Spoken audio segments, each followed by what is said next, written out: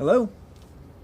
Hello, can I speak to Brian Carpenter, please? Yes, this is he. Yeah, Mr. Carpenter, I have a question for you. With these playoff points, for the football, the playoffs and all, I was thinking, there might be a better way they could do it. Like maybe you could take points for, divided by points against, and then multiply them by, say a multiplier that had to do with your conference's strength of schedule vis-a-vis other conferences across the state.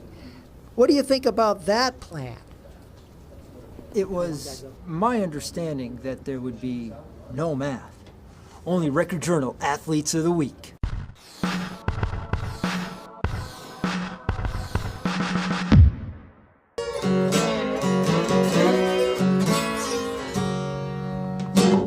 Good morning, good afternoon, good evening, whenever you may happen to be tuning in. I am Brian Carpenter, sports editor of the Meriden Record Journal, and happy Thanksgiving to one and all. We're back here for week 10 of the Athletes of the Week contest. Actually, we're just bringing you winners this week. We're done for the fall. We're sliding out of fall, sliding into Thanksgiving football and into playoff football. But we do have winners to bring you from week 9. I want to get you all caught up there. Where should we start, Spence? Because you and Shawnee were out today making the rounds over to Oregon Road to speak to our two winners. First up, from the Platt football team, the Platt Panthers, senior captain, Mr. Jake Baker. All right, this is Sean Krofsik here from the Platt High School locker room. We're here with a familiar face, Jake Baker.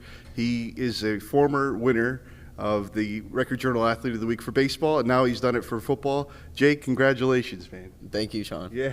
So, what does it mean to you to be named Athlete of the Week? It means a lot. This is another big accomplishment in high school. I've worked really hard to get it. Tell me about, the big game against Middletown.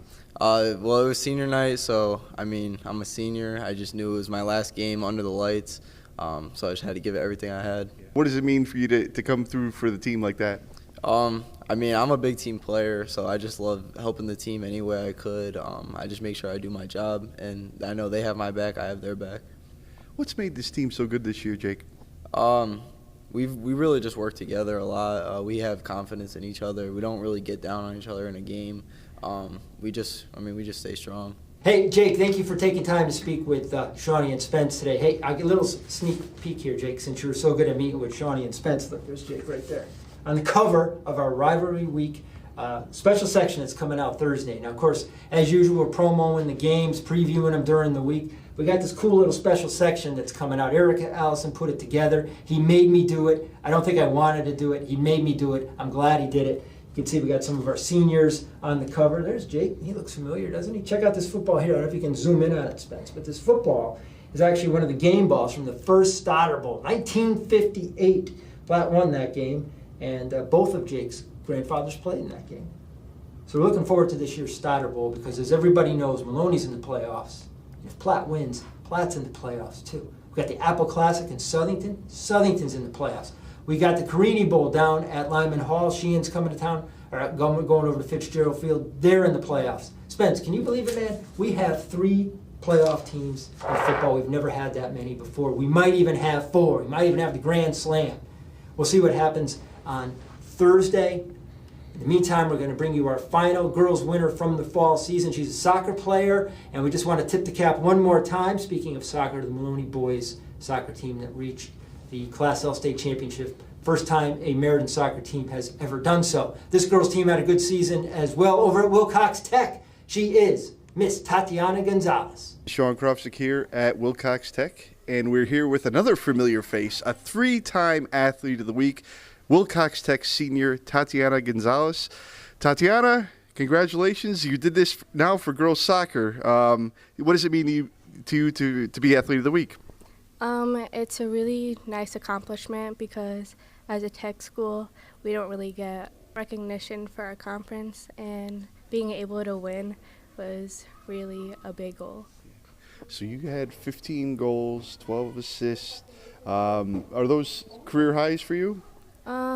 I think it was either freshman year or the senior year of my career high. Yeah, so to have that many goals and help the season have a 10-6-1 season, tell me about that. Our season went pretty well. We got a new freshman, and she was a big contribute to our team.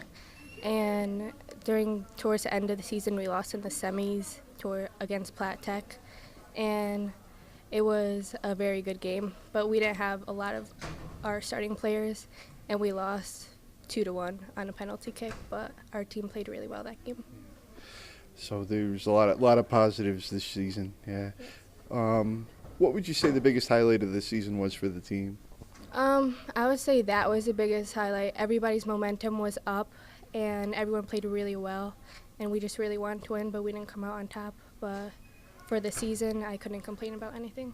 Tatiana, thank you for taking time out to speak today with Shawnee and Spencer. We'd like to congratulate all our Athlete of the Week winners and nominees. Spence, if my math is correct, even though I said there would be no math, there is some math. We had 18 winners, but that's a trick answer because remember we had the duos week, so there's actually 22, and we had 60 kids nominated. We got our all-record journal teams coming up, including football. We haven't picked it yet. We're going to see what happens in Thanksgiving and in the postseason. A lot of cool stuff is still coming up, even though we are, sliding out of the fall season. But before then, we're going to have another highlight show on Friday. Spencer, I hope you weren't booked for Black Friday going shopping, bro. I know you're a fashion plate, but we got a highlight show to shoot Friday from the Thanksgiving Day games. And then next Tuesday, we know we're going to have at least 3 quarterfinals, maybe even 4. So many. We'll see what happens. For now, I am Brian Carpenter, sports editor of the Meriden Record-Journal. As always, thank you very much for tuning in. And the whole season, Spence, pleasure working with you, my man Shawnee Crossick, and Justin G. Weeks out taking the photos. Be good.